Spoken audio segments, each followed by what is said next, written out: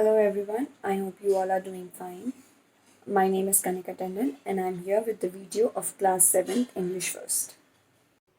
So starting our first ever video of class 7th English First with chapter number 1, that is the sentence. You have been studying this chapter since class 1 and you already know what a sentence is. So according to the book, a sentence is a group of words which makes a complete sense. But I think there are three criteria that have to be fulfilled while you make a sentence. So to make you understand what a sentence is, I have made another slide which will help you indeed. So according to me, the sentence to make a sentence, there are three criteria, and those are: first one is it should be a group of words, which was given in the definition also. Second, it should be put in a very sensible order. This was not given in an exercise, but this is the main criteria that has to be fulfilled. I'll tell you, you'll get it better when you'll understand with the example that I have. And last one is that should give a complete sense. No group of words will make a sense if it is not put in a sensible manner. And if it is not put in a sensible order, you won't be understanding the meaning that the sentence has to convey to us. To understand better, here is an example. The group of words is east, sun is, rises, the. So according to me, if you read these words, you won't understand what this sentence is trying to tell us. But it is a group of words. This is something that we cannot deny. This is a group of words. But is it giving a complete sense? No. And how do we know that it is not giving a complete sense? Because it is not put in a sensible order. So when these group of words are put in a sensible order, it will give you a complete sense. For example, the sun rises in the east. Now, this is a group of words, has been put in a very sensible order, and is giving a complete sense. So this is a sentence. Now there are 4 things that you have to keep in mind while you're writing a sentence. For this, we'll have to go back to the slide that we studied. First one is, a sentence should always begin with a capital letter, which is a very known fact that whenever we are writing a sentence or whenever we are starting the sentence, the first alphabet of the first word is always capital. Second, it contains a subject and a predicate. You already know what a subject and a predicate is, but to make you understand better, I'll explain you in my next incoming videos, since it is chapter number 2. But let me tell you in short that in a sentence, the subject is the doing naming part, about whom we are talking, and the predicate is the doing part, what we are talking about, that particular subject. Third is, it should contain words in a suitable order to convey the intended message. Sense. This I have already explained you in the definition, that we have to put the group of words in a very sensible order so that it can give us a sense. All right. And last one is, it should end with a full stop, question mark, or an exclamation mark.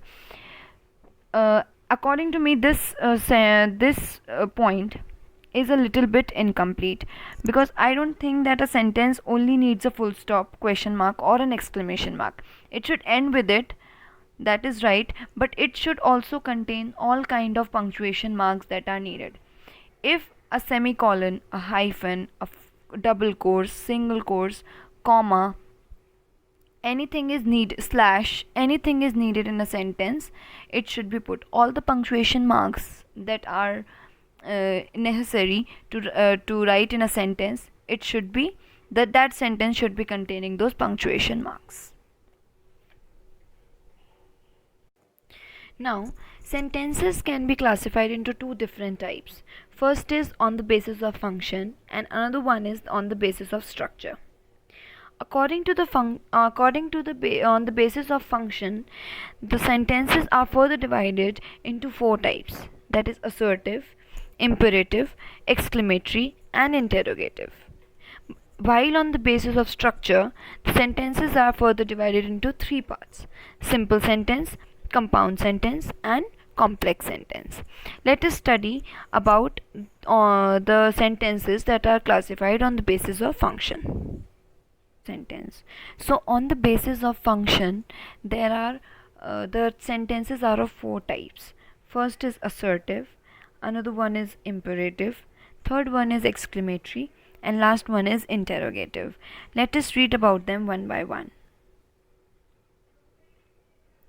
So, an assertive sentence makes a statement or assertion. It ends with a full stop. If you look on your books on page number 6, you will understand that an assertive sentence is the sentence that gives us a kind of statement or an assertion, or it can be a universal fact also. For example, the sun rises in the east and sets in the west. So this is an universal fact which neither you nor anybody else on this world can change. Alright, you cannot make the earth rise from the west and set in the east. So it is a universal fact, the fact that cannot be changed no matter what. So these kind of sentences are assertive sentences.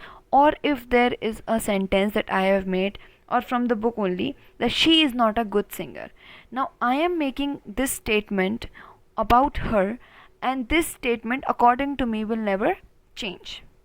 Alright, if I think that particular girl is a very good singer, she will always remain a good singer according to me. So this is the statement that I have made on her. So that will always be an assertive sentence.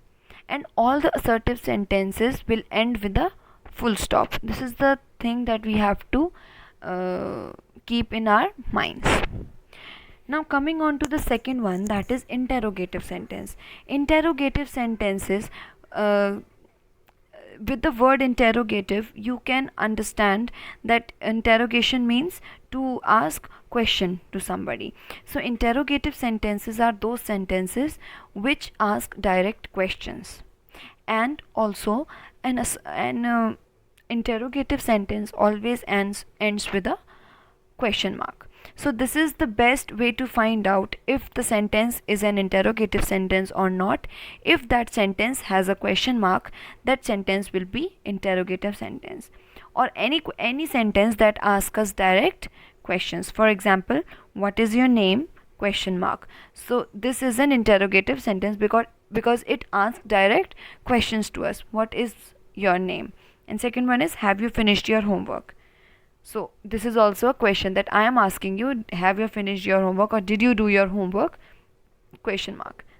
These are interrogative sentences, and all the interrogative sentences ends with a question mark.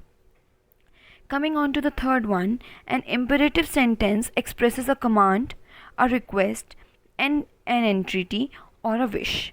Most imperative sentence ends with a full stop. Now there are 4-5 things that we have to see when we are writing an imperative sentence. That first one is command. All the commands are imperative sentences. For example, I am asking you to sit down, or I am ordering you to get out of the class, or I am ordering you to give me your notebook. So all these sentences are imperative sentence. Another one is request. Whenever I am or anybody is requesting you anything, for example, you want a box of pencils from the market, and you have called your father and asked, Father, I don't have pencil, can you please bring pencil for me? So this will be a request that you are making to your father. Similarly, if you ask your mother to make something for you, For example, you want a pizza, so you ask your mother, mother, can you please make a pizza for me because I want to eat it. So this will be a request. You cannot tell your mother and father ki go out and bring a pencil for me. So this, you cannot give an order, but this will be considered as imperative sentence. Coming on to the next one, that is entreaty, that is we are requesting somebody to save us. For example, in this also example is there, save us. So this is you're pleading to somebody to save you. And next is wish. Whenever you are wishing somebody happy birthday, good morning, good afternoon, good night, have a good day, have a good sleep, these all are imperative sentence whenever you are wishing good for somebody. And two more things are there in this. All the advices and suggestions are also imperative sentence. For example, if I'm suggesting you to make a register for your maths work, that will be a advice or suggestion. Coming on to the last one, that is exclamatory sentence. Exclamatory sentence expresses strong and sudden feelings such as surprise, anger, excitement, or happiness. Whenever we are sad, happy, or we are very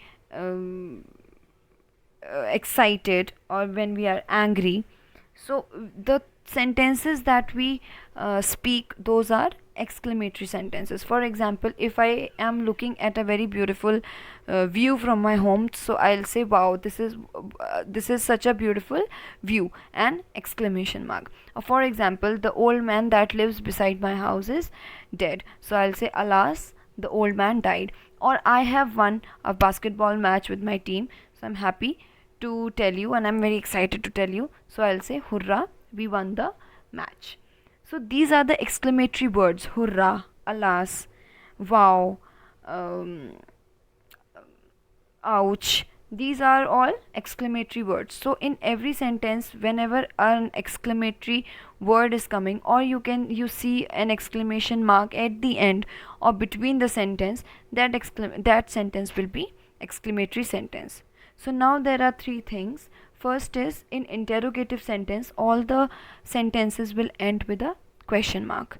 Second is, in exclamatory sentence, you will always find an exclamation mark at the end or in between the sentence. And third thing is, all the assertive sentences and all the imperative sentences ends with a full stop. So we have to make sure that whenever we have to identify the assertive and imperative sentences by reading the sentences. Now coming to the second basis, that is on the basis of structure. As I've already told you that on the basis of structure, the sentences are divided into three types, that is simple sentence, compound sentence, and complex sentence. Simple sentence and compound sentences are very easy to understand, but the complex sentences are quite complex to understand. So I request all of you to please concentrate while you watch the video from this part. So simple sentence contains only one principal or main clause, and it has only one subject and one finite verb. So there are two things in the simple sentence that we have to take care. First is the main clause, and another one is the finite verb. So let me tell you first what a main clause is. So main clause is basically a sentence that has a subject and a predicate of its own. It does not have to depend on any of the other sentence or any of the other part of the sentence. It has a subject and a predicate of its own. For example, Ankita is a very charming girl. So in this, the subject is Ankita, and is a very charming girl is the predicate. So in this particular sentence, this whole sentence will act as a main clause. Why? Because it has a subject and a predicate of its own. And now coming on to one subject, which I have already told you that it has only one subject in the sentence, and one finite verb. One finite verb means in a sentence there is only one verb. So if you check this, my dress has become dirty. So in this, the verb is has, and there is only one sentence in the there is only one verb in the sentence. Coming on to the compound sentence and the complex sentence. Now second one is the compound sentence. How compound sentence is different from simple sentences In simple sentence there was only one main clause, but in compound sentence there are two main clauses and one coordinating conjunction. Compound sentence contains two or more principal or main clause joined together by a coordinating conjunction. Main clauses are also known as independent clauses. In this type of sentence there are two main clauses. So there are two different sentences who have their own subject and predicate. So for in example, we went to the market, and if we neglect but for some time, since we are not studying about the conjunction, so let us neglect but. So what we see, there are two sentences or two main clauses, that are we went to the market and the shops were closed. In sentence number 1 or main clause number 1, we went to the market, there is the subject is we, and uh, went to the market is the predicate, and there is one finite verb, that is went. And in second one, the shops were closed, the subject is the shops, and were closed is the predicate. So these two sentences have their own subject and predicate, so they are acting as a main clause in this. And now these two sentences are conjoined with a coordinating conjunction. This is a conjunction that is coordinating between main clause number 1 and main clause number 2. So any sentence that has two main clauses and one coordinating conjunction, that sentence is known as compound sentence. And now coming on to the complex sentence.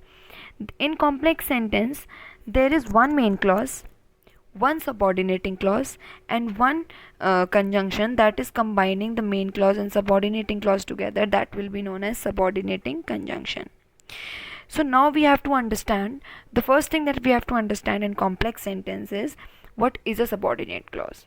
So subordinate clause is a sentence that does not have a subject, that does not has a subject and a predicate of its own. So it basically depends on the main clause, on the first part of the sentence, that is the main clause. For example, I was punished and I was late. If we neglect subordinating conjunction, we have I was punished and I was late. In these two sentences there is only one subject, which is I. So basically this subordinating clause is depending on the main clause. That is why this sentence is complex sentence. And now this conjunction is known as subordinating conjunction because the main clause, because it is connecting the main clause and the principal clause, the main clause and the subordinating clause together. So this is the difference between coordinating conjunction and subordinating conjunction. Is the coordinating conjunction connects main clauses together, and subordinating conjunction combines main clause and subordinating clause, both of them together. So this was the chapter number 1, and I hope that you all have understood. Now as homework, what you can do the exercise number B, which is on page number 7, that is identify the following sentences as simple and compound sentence. It will be easy for you because it is easy to identify simple and compound sentences. The problem that comes is in complex and compound sentences. So in my next video I will be covering the exercise part of this chapter. So I'll see you all in my next video next week. Till then, keep studying. Thank you.